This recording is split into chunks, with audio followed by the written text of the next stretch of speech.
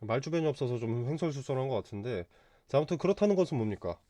확정가액이 정해지고 나면 보호 예수 기간도 없는 유상증자 물량은 상장 후에 시장에 쏟아지겠죠. 폭락의 전조를 보여주는 겁니다.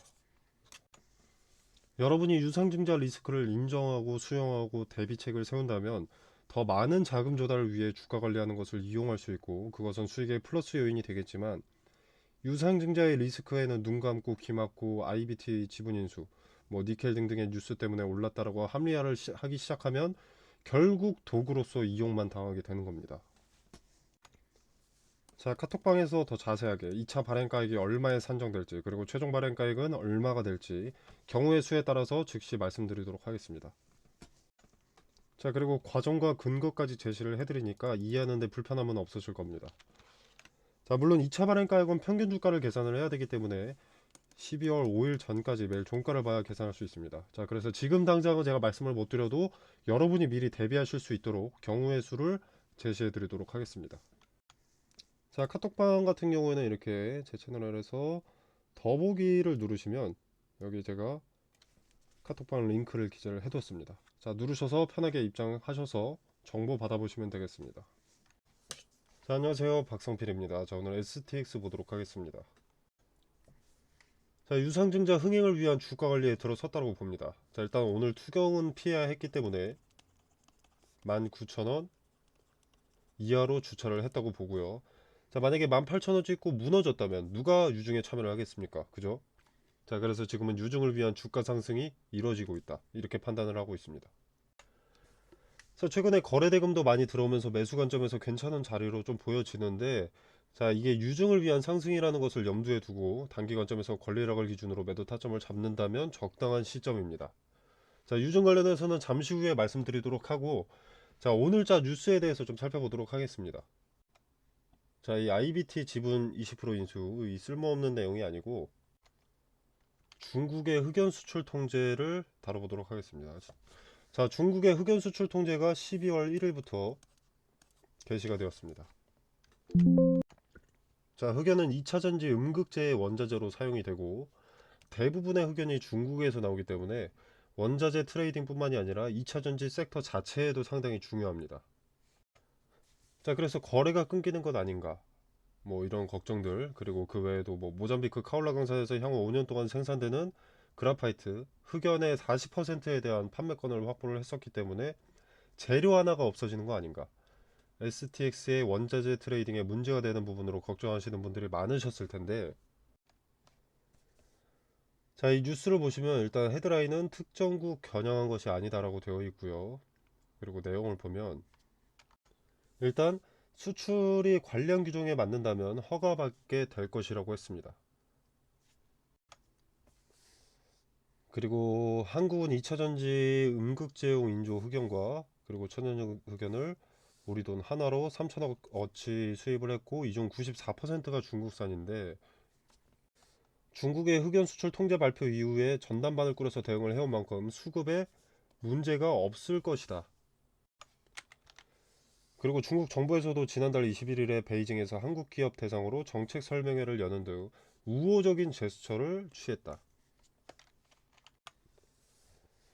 그리고 각국 정상회담에서 미중 양국 정상이 관계 안정화를 강조하면서 이 갈등을 관리하기로 한 만큼 우려할 수준의 상황은 벌어지지 않을 것이다. 자, 일단 처음에 중국 측에서 발표했던 수출 관련 규정이 맞는다면 허가받게 될 것이다. 자, 이것만 봐도 문제될 건 없어 보이죠. 자, 모잠비크에서 확보하는 흑연 내년 초부터 판매, 운송을 시작합니다. 자, 판매는 STX, 그리고 운송은 그린로지스, 둘 다에게 호재가 되는 내용이죠. 자본 잠식 리스크를 해소하기 위한 인적 분할이 정상적으로 작용하는 첫 발판이라고 봅니다. 자, 그래서 중국의 흑연 수출 통제는 청신호라고, 적신호보다는 오히려 청신호라고 볼 수가 있겠는데, 지금 가장 중요한 건 사실 유상증자죠. 자, 그래서 유상증자를 다시 한번 살펴보자면 결국 가장 중요한 건 2차 발행가액일 겁니다. 2차 발행가액과 확정 발행가액. 2차 발행가액이 산정되는 날은 12월 5일입니다. 몇 거래일 남지 않았죠. 자, 12월 5일까지는 아마 주가를 올릴 겁니다. 자, 직전 3거래일까지 평균 18,000원을 18,000원 이상을 유지해야 유증 확정가액을 올릴 수 있으니까요. 자, 확정가액을 왜 올리느냐? 자, 기업 측에서는 이 확정가액이 높아지면 높아질수록 많은 자금이 조달이 되는 겁니다. 자, 그래서 지금 주가를 관리를 해주는 거죠.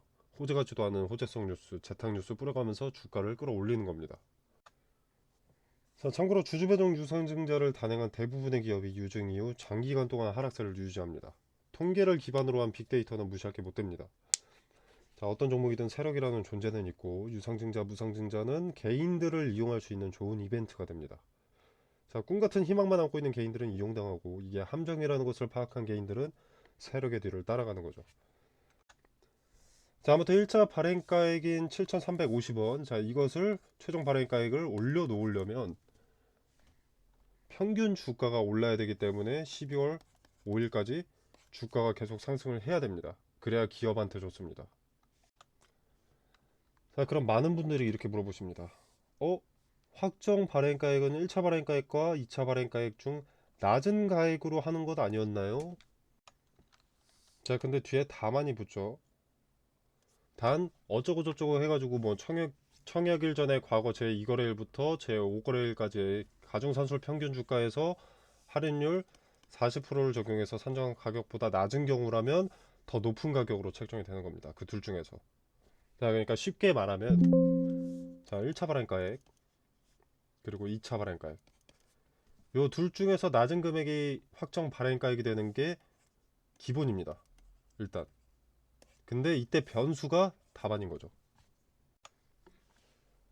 이 변수가 청약일 전 3에서 5일 전에 주가가 만약에 너무 높아진다면 기본과 기본과 변수 중에서 높은 금액이 확정 발행가액이 된다는 겁니다.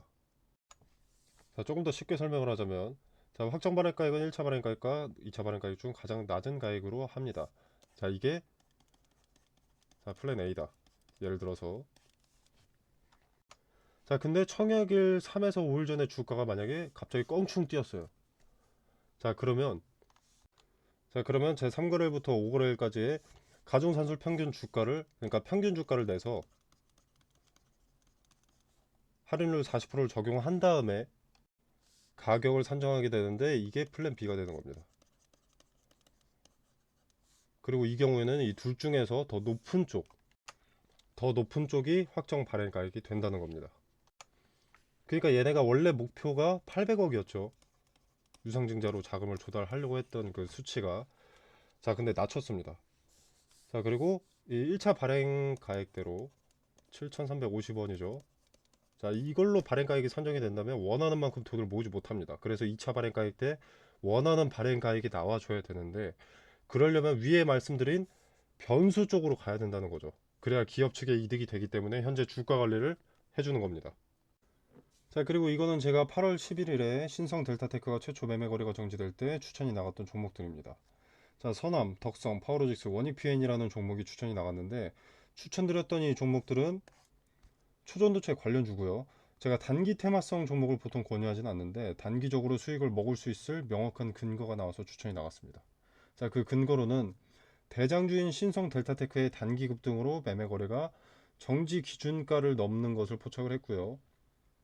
그리고 종가가 기준가를 넘어서 마무리되어가는 과정에 장 마감 직전에 수급이 테마 후발주들 서남, 덕성, 파워로직스, 원익PN이 여기에 몰리는 것을 포착했습니다. 자, 대장주인 신성 델타테크가 매매가 되지 않는다는 것은 관련 테마주의 급등을 예고하는 것이고 장 마감 직전에 그 수급의 이동을 포착을 했기 때문에 시초의 베팅을 추천했습니다. 자, 단 함정의 가능성도 있기 때문에 거래대금이 오전장에 300억 이상 몰리는 종목에다가 매수를 하라고 설명을 드렸고요. 자, 그래서 이 종목들의 수익을 좀 보여드리자면 원익PN이 자, 8월 11일 다음 거래일 종가 16.8% 올랐고요. 그 다음 날도 11.68%가 올랐습니다. 자, 서남 8월 11일 그 다음 거래일 상한가, 그 다음 거래일 상한가. 덕성 8월 11일 상한가 파워로직스 8월 11일 상한가. 자, 이렇게 근거를 갖고 추천이 나왔기 때문에 단기적으로 큰 급등을 가져갈 수 있었습니다. 자, 화면에 보이시다시피 무료입니다. 자, 제가 종목을 추천했다고 해서 금전적으로 뭘 요구하거나 뭐 수익에 얼마를 떼달라 이런 거 전혀 없습니다. 자, 여러분의 투자금은 여러분의 돈이죠. 그렇기 때문에 여러분이 자유롭게 판단하셔서 매매를 하셔도 되고 안 하셔도 됩니다. 그냥 지켜만 보셔도 되는 거고요. 제가 뭐 맛있는 거 추천했다고 해서 여러분이 무조건 드셔야 할 필요는 없지 않겠습니까? 먹고 싶으면 먹는 것이고 먹고 싶지 않으면 먹지 않는 것이고. 자, 기존에는 제가 전화번호로 문자 메시지를 보내주시면 카톡방 링크를 직접 보내드렸었는데, 자, 이제 고정 댓글에 카톡방 링크를 걸어두겠습니다. 공유해 놓도록 하겠습니다.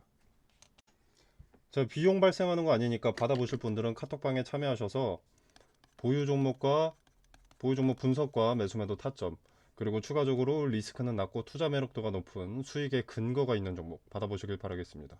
자, 물론 투자는 여러분의 자유이기 때문에 투자를 하셔도 되고 그냥 지켜만 보셔도 됩니다.